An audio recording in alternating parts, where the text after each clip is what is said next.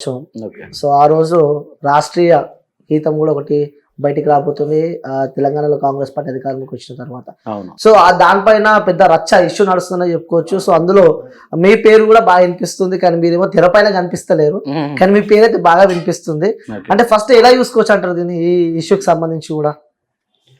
Issue ఏం లేదు పాపం. ఆయన ఏదో ఆడియో కాల్ ఒకటి అలా మాట్లాడకుండా ఉంటే ఇది మా జనరల్ గా గవర్నమెంట్ అన్నప్పుడు సీఎం అన్నప్పుడు వాళ్ళకి ఎవరు కరెక్ట్ అనిపిస్తే వాళ్ళతో చేసుకుంటారు. సో ఇక్కడ ఏంటంటే అందశ్రీ గారే మెయిన్. ఆయన కోరిక ప్రకారమే ఆయన కీరవాణి కావాలి, ఆయనకు ఇంకెవరు కావాలి. సో ఆయన ఏదో అనుకున్నాడు, ఆయనకు వదిలేశారు వీళ్ళు. సో జస్ట్ ఎవరమైనా కళాకారులు మాకు వస్తే బాగుండు, మేము చేస్తే బాగుండు అనేది స్పిరిట్తో ఎవరైనా అనుకుంటారో అలా అనుకునే వాళ్ళం అంతే తప్ప ఇది పెద్ద ఇష్యూ అయ్యేది కాదు. బట్ అతను ఆయన ఆడియో కాల్లో అలా మాట్లాడడం, దాన్ని ప్రేమరాజు అన్న లీక్ చేయడం, దానివల్ల కొంచెం హట్ అయ్యాం అంతే కళాకారులందరూ. అంటే కీరవాణి కన్నా మించిన దర్శకుడు ఉన్నాడా, మ్యూజిక్ దర్శకుడు ఇక్కడ ఉన్నాడా అని చెప్పి కూడా క్లియర్ గా మనం విన్నాం. అంటే అలాంటివి విన్నప్పుడు మీకు ఏమనిపిస్తుంది అన్న యాజ్ ఏ మ్యూజిక్ డైరెక్టర్ గా? కీరవాణి గారిని మించిన వాళ్ళు, కీరవాణి గారికి సరైన వాళ్ళు లేరు అనేది లేరు. ఎందుకు లేరు అంటే లేరు అనేది అందరూ నిజమే, లేరు అని అంటే కీరవాణి గారి ఏజ్తో అయినా ఆయన అనుభవంతో ఆ రేంజ్ లో ఎవరం లేము ఇక్కడ. కానీ అలా తయారవ్వకుండా చేస్తున్నది ఎవరు అనేది కూడా ఉంది కదా. కీరవాణి గారి రేంజ్కి మన తెలంగాణ నుంచి సంగీత దర్శకుడు రాకుండా ఆపుతున్నది ఎవరు? ఆంధ్ర వల్ల లేకపోతే ఇంకోలో కాదు, ముందు మనోళ్ళే అన్న సంగతి ఆయన ఆడియో వింటే మనకు అర్థమవుతుంది. అంటే నువ్వు ఒక సాహిత్యంకి సంబంధించి మా అందరికి ఒక పెద్ద దిక్కుగా ముందున్న నువ్వే అంత మనోళ్ళు ఎవరు లేరు, అంత అసమర్థులే అనే మాట మాట్లాడిన తర్వాత, అలాగే మన చుట్టూ ఉన్న వాళ్ళందరు కళాకారులు ఎవరిని చూసినా కూడా మనోళ్ళందరికీ ఎలా ఉంటుంది అంటే, తెలంగాణలో నేను బాగా అబ్జర్వ్ చేసిన విషయం ఏంటంటే, నీకు ఒక అవకాశం వచ్చిందనుకో అంతా నాకే కావాలా. ఇక నీ దరిదాపుల్లో ఇంకొకడు ఎవడు ఆకలితో ఉన్నవాడు, అవసరంతో ఉన్నవాడిని తీసుకెళ్దాం, నాకు కావాల్సింది నేను, వాడికి కావాల్సింది వాడికి ఇప్పిద్దాం అనేది ఇక్కడ ఎవరికి ఉండదు. ఎవరికి ఒక అవకాశం. ఇప్పుడు ఎగ్జాంపుల్ మనం బిఫోర్ 10 ఏళ్ల పరిపాలనలో కేసీఆర్ గారి దగ్గర కూడా చూసుకుంటే, నేను అంత మంచి పాటలు చేసినా కూడా ఆ రోజు నన్ను కేసీఆర్ గారు పిలవలేదని నేను ఫీల్ అయ్యాను. కానీ అక్కడ కేసీఆర్ గారు పిలవకపోవడం కాదు అది, ఆ కేసీఆర్ గారు చుట్టూ ఉండే ఈ కవులు, కళాకారులు, మేధావులు, గిదావులు అలాంటి వాళ్ళు ఏంటంటే ఎవరికి వాళ్ళదే చూసుకున్నారు తప్ప ఇంకొకరిని ఎవరినో తీసుకెళ్దామని అనుకోలేదు ఆ రోజు. ఇప్పుడు సేమ్ అదే వరుస ఇక్కడ ఇది జరుగుతున్నట్టు.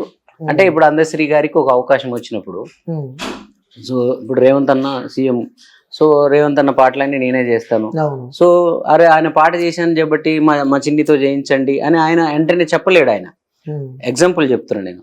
సో అప్పుడు ఇలాంటి వాళ్ళు ప్రపోజ్ చేయాలి కదా, అరే మన పిల్లలు ఉన్నారు మ్యూజిక్ డైరెక్టర్గా బర్నింగ్ లో ఉన్న వాళ్ళు, కష్టపడుతూ వాళ్ళు ఉన్నారు అని అందశ్రీ లాంటి వాళ్ళు చెప్పాలి. సో అలాగే అందశ్రీ గారేనే కాదు, ఇక్కడ ఉన్న వాళ్ళు ఎవరైనా కూడా ఇప్పుడు కొన్ని పాటలు చూసుకుంటే ఆ పాటలు హిట్ అయిపోతే ఆ పాట నా గొంతు వల్ల హిట్ అయిందని ఒక గాయకుడు అంటాడు.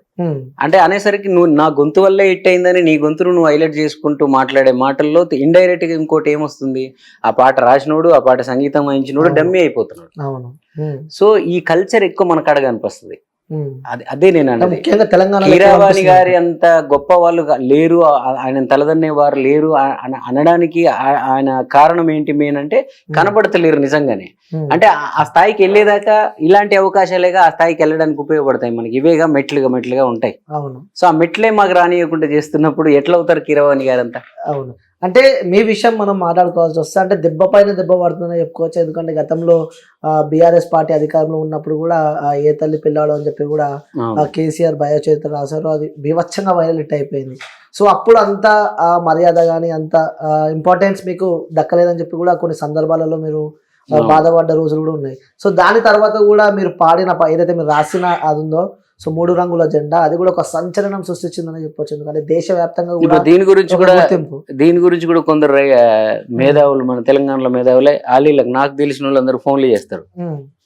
ఆ 3 రంగుల జెండా నా పాట వల్లనే సీఎం అయ్యారు, నా పాట వల్లనే కాంగ్రెస్ వచ్చిందని అనొద్దని ఆయన అనొద్దని ఈయనని సలహాలు చెప్తారు వీళ్ళు. నేను ఏ ఇంటర్వ్యూలోనే ఎక్కడైనా అన్నానన్నమాట, మీరంటారు. అటు ఇంటర్వ్యూ చేసేవాళ్ళు లేకపోతే జనాలు అంటున్నారు తప్ప, నేను ఎప్పుడైనా ఆ పాటకి రేవంత్ అన్న ఇమేజ్ యాడ్ అయిందనే చెప్తుంటాను. ఇప్పుడు అదే 3 రంగుల జెండా పాటని ఇంకెవరికో చేసి ఉంటే ఆరెంజ్లు హిట్ అవ్వకపోయేది. అదే ఏ పల్లె పిల్లోడ పాటని కేసీఆర్ గారికి కాకుండా ఇంకొకరు చేసి ఉంటే ఆరెంజ్లు హిట్ అవ్వకపోయింది. అది సో వాళ్ళ తాలూకు ఇమేజ్లు యాడ్ అయ్యి ఆ పాటలు అలా ఆ స్థాయికి వచ్చాయని నేను ఎప్పుడైనా చెప్తాను. సో అంటే చూడు ఎక్కడ మనకు కొంచెం పేరు వస్తుంది, ఎక్కడ మనకి ఏదైనా మన గురించి మాట్లాడుకుంటున్నారంటే ముందు మనోళ్ళే తగ్గించడానికి ట్రై చేస్తుంటారు. మన అంటే ఎదుగుతుంటే మన అంటే ఏదో ఒకటి మనలో మైనస్లు పెట్టి అగో ఇది అనొద్దు, ఇది అనడం వల్ల వానికి ఇట్లా అయింది, ఇది అనడం వల్ల వానికి ఇట్లా అయింది. సో ఇట్లా మనోళ్ళు ఉంటుంటారు. సో నువ్వు అడిగిన క్వశ్చన్ కి నువ్వేమో లాస్ట్ దాన్ని ఏం కన్క్లూజన్ ఇవ్వబోతున్నావు కూడా నాకు అర్థమైంది. సో అక్కడ దెబ్బ తగిలింది, ఇక్కడ కూడా తగిలింది. అని 5-6 నెలలు కూడా కాలేదు రేవంత్ అన్న సీఎం అయ్యి. సో ఆయన జస్ట్ ఈ పాట ఎప్పటి నుంచో అనుకుంటున్న పాట, దీన్ని ఒక్కదాన్ని కారణంగా చూపించి మనం అలా అనలేము. సో ఇంకా చాలా టైం ఉంది. సో నా పట్ల అన్నకి ఎప్పుడు ఉండే ప్రేమ నేను కలిసినప్పుడు నాకు కనిపించింది, వాళ్ళ రోజు కన్వర్జేషన్ లో తెలుస్తూనే ఉంటది. సో దాన్ని బట్టి మనం వేరేలాగా మాట్లాడటానికి లేదు. నేను ఇప్పుడు మాట్లాడేది కూడా రేవంత్ అన్న తప్ప ఇందులో కొంచెం కూడా ఉండదు. అందశ్రీ గారు అని ఉండాల్సి ఉండే అని అంతే.